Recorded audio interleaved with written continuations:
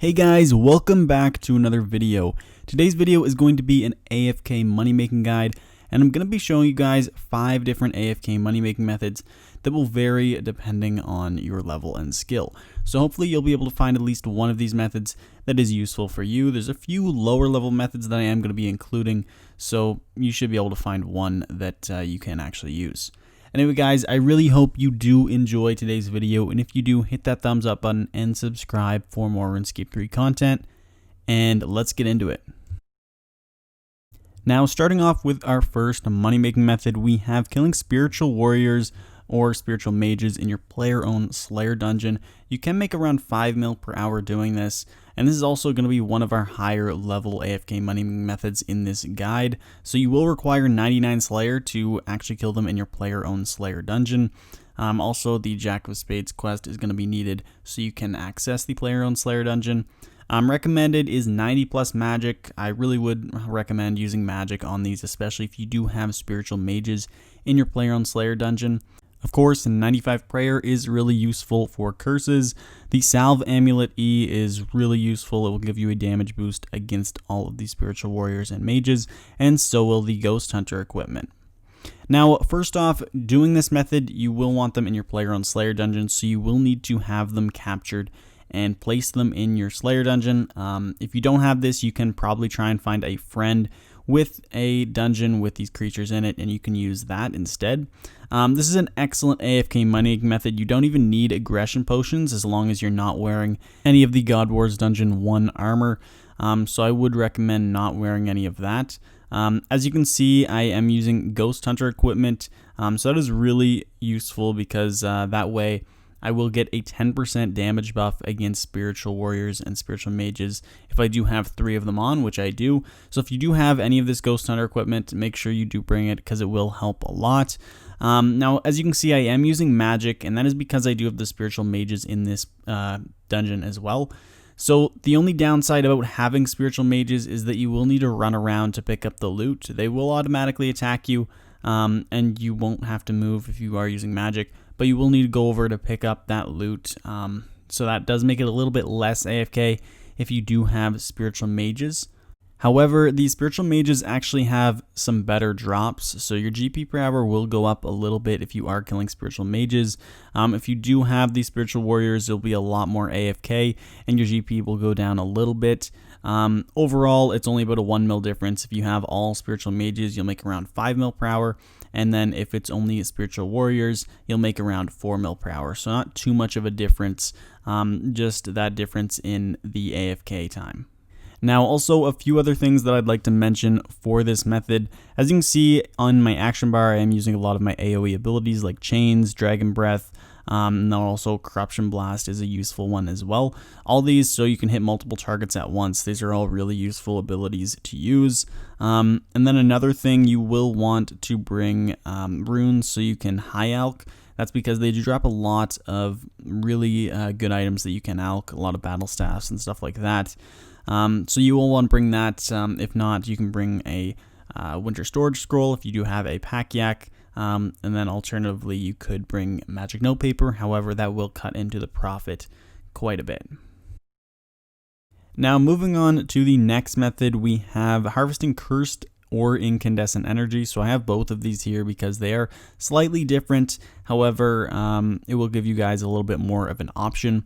So first off, recommended is 95 divination. If you're going to do incandescent, you do need that. If you're doing cursed energy, you don't need a divination level. Level 1 is fine. However, the higher your divination level is, the more cursed energy you will be gathering per hour.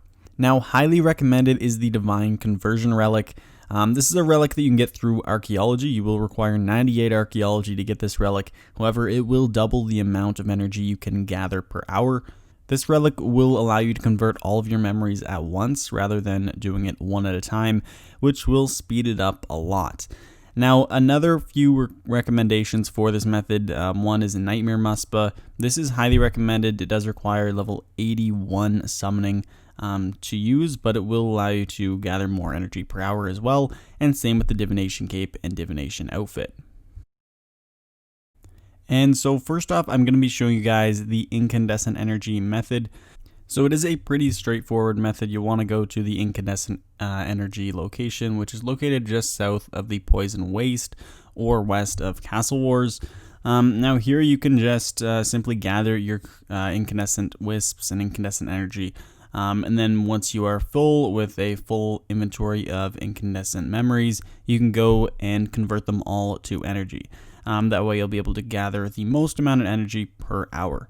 Now this method, as you can see, it is pretty AFK and also really safe. So it is going to be a lot different from the cursed energy method, because cursed energy is in the wilderness. Now this also does allow you to have a little bit of variation in this method as well.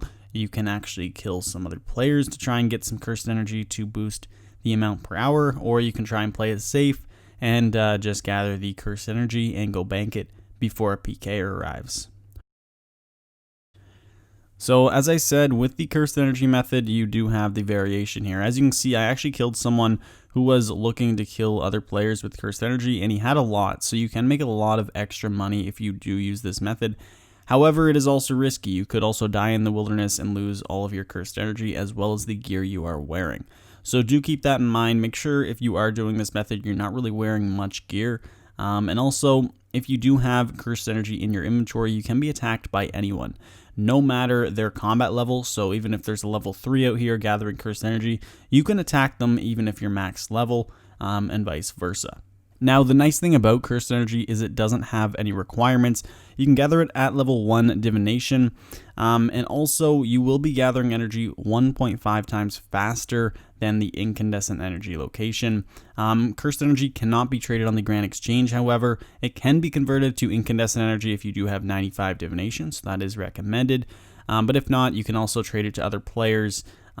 Just look for players buying it. You can do that on the forums or in World 2. And they should give you a pretty decent price for it. Now, moving on to the next method, we have mining concentrated gold rocks. Now, the requirements for this method is an 80 mining, and that is the only requirement for the method.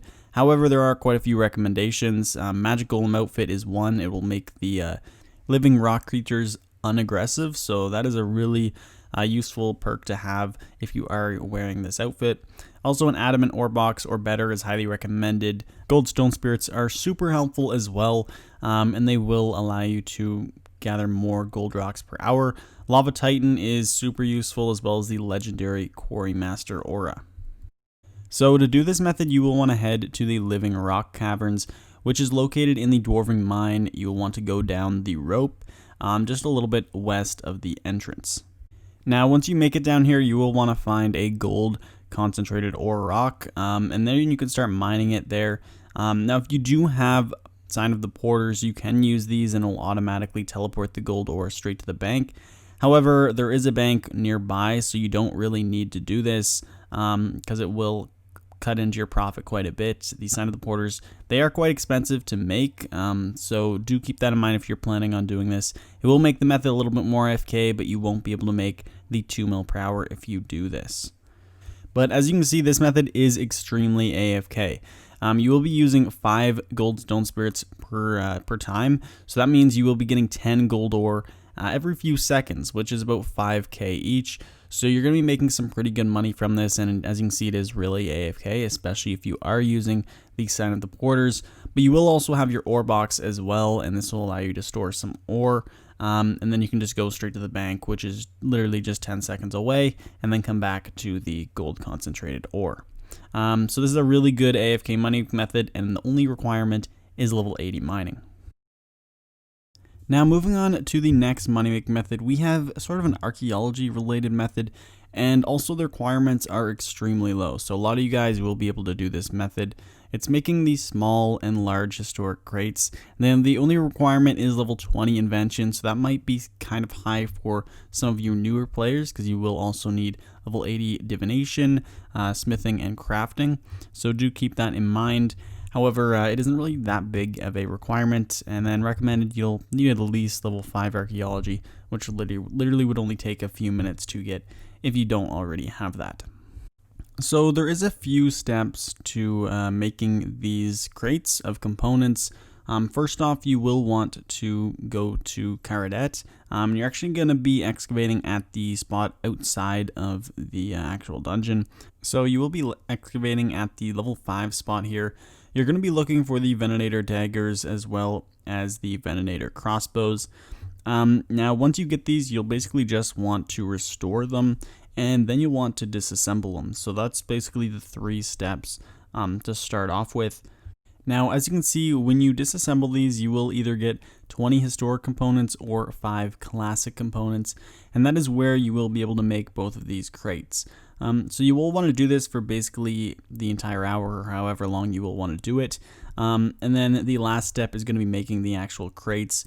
You can do this in the Invention Guild at the workbench. Just go to the material crate section, and there you can see you can make the small classical component crates, which is a pretty good option, sells for about 2.5 million.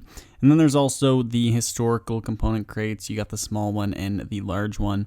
So you can make those as well and sell them on the Grand Exchange for some pretty good profit. Now that is basically it for this method. It is pretty simple and kind of AFK while you are gathering the artifacts to restore. And you can make around 4 mil per hour doing this method. And so moving on to the last AFK mining method that I want to show you guys in this video, it's going to be killing the giant mimic, the beginner ones, and you can make around 4 mil per hour doing this.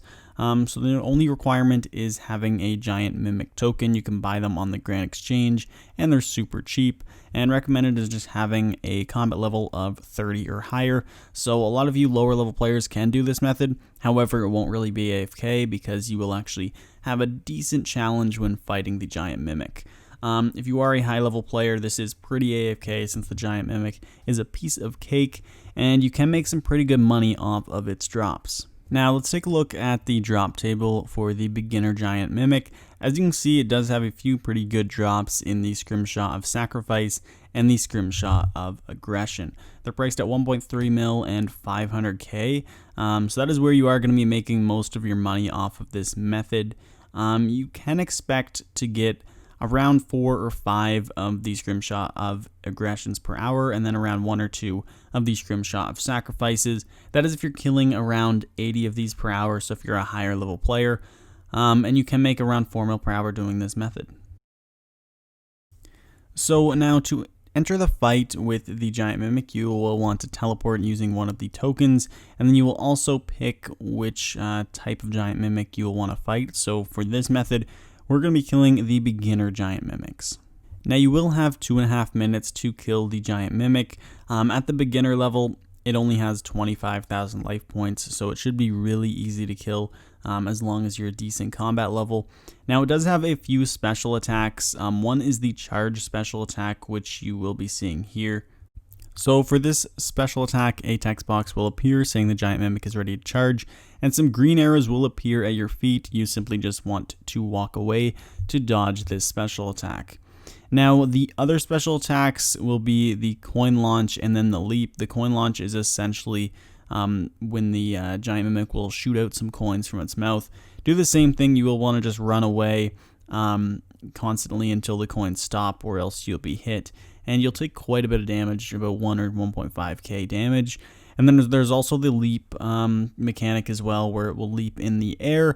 You also just want to run away. You can use surge or escape, get away from that tile, and then he will land. If he does hit you, he will deal a lot of damage as well.